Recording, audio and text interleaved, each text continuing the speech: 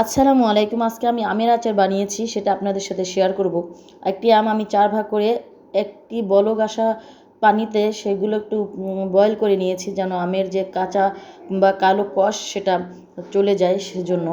এবার আলাদা একটি প্যানে যে আচারের যে আনুষঙ্গিক জিনিসগুলো, যেমন পাঁচফোড়ন, শুকনো মরিচ, এগুলো ভেজে এগুলো সাইড করে রাখছি। পাঁচফোড়নের ভিতরে অনেক মশলা থাকে, সব মশলার থিকনেস এক হয় না। এজন্য আমি ভেবেছি যেগুলো একটু মোটা সেগুলো আগে ভাজবো, যেগুলো ছোট সেগুলো একটু পরে ভাজবো, কিন্তু সেটা আর সম্ভব হলো না। সব একবারেই পড়ে গেল। আর কি করার, এই অবস্থাতেই আমি নামিয়ে ফেলবো। এটা ঠান্ডা হওয়া পর্যন্ত এটাকে ব্লেন্ডার জগে করে এগুলা পাউডার করে নিব। এখন পাটায় বাটাবাটির সেই ধৈর্য বা সেই ইচ্ছা এখন আর নাই। তো পাঁচফোড়নগুলো এই অবস্থায় হলে আমরা নামিয়ে ফেলব। এখন অন্য একটি প্যানে 1 কাপ তেল নিয়ে নিব। তেলগুলো ভালোভাবে ফুটে আসলে তার ভিতরে যত ধরনের মশলা আমি রেডি করেছি সেগুলো একে একে দিয়ে দেবো। এর মধ্যে রয়েছে আদা বাটা, রসুন বাটা, ধনিয়া বাটা, জিরা বাটা, তারপরে হালকা একটু হলুদের গুঁড়া। কেউ চাইলে হলুদের গুঁড়াটা স্কিপ করতে পারেন, আমি কালারটা দিচ্ছি একটু দেখতে সুন্দর লাগবে এজন্য। এটা টেস্টের উপরে তেমন কোনো প্রভাব বিস্তার করবে না। আমি এ পর্যায়ে এখন ধনিয়ার গুঁড়ো দিয়ে দিচ্ছি। এগুলো ভালোভাবে কষাতে হবে, কোনো রকমের পানি মিশানো যাবে না। এটা আমি ততক্ষণই কষিয়েছি যতক্ষণ পর্যন্ত এই মশলাগুলোর একটা গন্ধ থাকে, ততক্ষণ পর্যন্ত। মশলাগুলো ভালোভাবে কষানোর পরে আমি আমগুলো দিয়ে দিয়েছি। এখন আমগুলো আলতো হাতে আস্তে আস্তে নাড়তে হবে। আমগুলো একেবারে ভেঙে যেন না যায় সেভাবে নাড়া যাবে না, ধৈর্য নিয়ে আস্তে আস্তে করতে হবে। এই যে এই পর্যায়ে আমি একটু চিনি দিয়ে দিচ্ছি, কারণ আমার আচার হবে টক মিষ্টি ঝাল। টক মিষ্টি ঝাল করতে হলে তো চিনি দিতেই হবে। তো এখানে আমি চিনিটা দিয়ে ভালোভাবে মিশিয়ে নিচ্ছি, কোথাও যেন একটু বাদ থেকে না যায়, তাহলে আচার কোথাও মিষ্টি হবে, কোথাও টক হবে। এভাবে আমি কতক্ষণ নাড়াচাড়া করার পরে ঢেকে দিলাম। ঢেকে দিয়ে চিনির ভিতর থেকে যে জুসটা বের হয়েছে ওটা দিয়ে আস্তে আস্তে আমি এটাকে বয়েল করে নিব।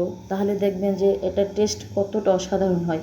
ও একটি কথা বলতে আমি ভুলে গিয়েছিলাম, আমি কিন্তু এর সাথে সরিষা বাটা আর মৌরি বাটা অ্যাড করেছি, সেটা ক্যামেরায় দেখাতে আমি ভুলে গিয়েছিলাম।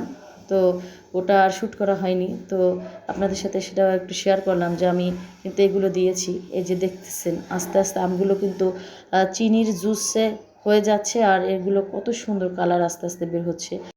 আচার কিন্তু আস্তে আস্তে হয়ে আসছে। আর আর অল্প কিছুক্ষণের মধ্যেই আমাদের বাকি ম্যাটেরিয়ালস অ্যাড করব।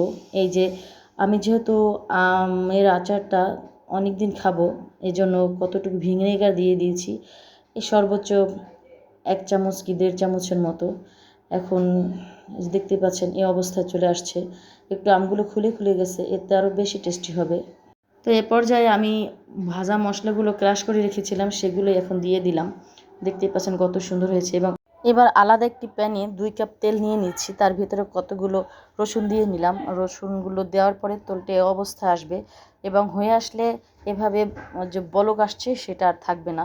এরকম এই অবস্থায় নিচে নামিয়ে নিতে হবে। নামিয়ে অনেকক্ষণ পর্যন্ত কিন্তু ঠান্ডা করে নিতে হবে। আর যে কৌটায় আমরা এই আচারগুলো রাখবো সেই কৌটোগুলো কিন্তু কিছুতেই ভিজা থাকতে পারবে না। তো আমি এগুলো অনেক আগে ধুয়ে রেখেছিলাম, তারপরেও সন্দেহ দূর করার জন্য বয়ামগুলো ভালোভাবে শুকিয়ে নিচ্ছি টিস্যু দিয়ে। আচার রাখার আগে কিছু কালো জিরা আর শুকনো মরিচ আমি কৌটারগুলোর মধ্যে দিয়ে নিয়েছি, কারণ এটা অনেক দিন থাকবে আর ফার্ন পড়বে না। আর ফার্ন না পড়ার জন্য তো আমি ভিনেগার দিয়েই দিয়েছি, দেখতেই পাচ্ছেন। আমগুলো কিন্তু এখনও বেশ গরম, প্রপার ঠান্ডা এখনও হয়নি, কিন্তু আপনাদেরকে দেখাবো সেই তরার আমার সহ্য হচ্ছিল না। এই যে দেখতে পাচ্ছেন কৌটার মধ্যে এগুলো একে একে ঢুকাচ্ছি। কৌটাটা একটু বাঁকা করে এভাবে তেলগুলো প্রত্যেকটা আচারের সাথে যেন টাচ করে সেভাবেই রেখে দিচ্ছি। যাই হোক, আমার ভিডিও যদি আজকে আপনাদের ভালো লেগে থাকে প্লিজ একটু লাইক দেবেন, আর সাবস্ক্রাইব করে আমার পাশেই থাকবেন। আর ভিডিওটি কেমন হয়েছে প্লিজ কমেন্টস বক্সে জানাবেন। আপনাদের একটি কমেন্টস বা একটি লাইক, একটি সাবস্ক্রাইব আমাদেরকে আরও একটি ভিডিও বানাতে উৎসাহিত করে। আজকে এ পর্যন্ত, আল্লাহ হাফেজ।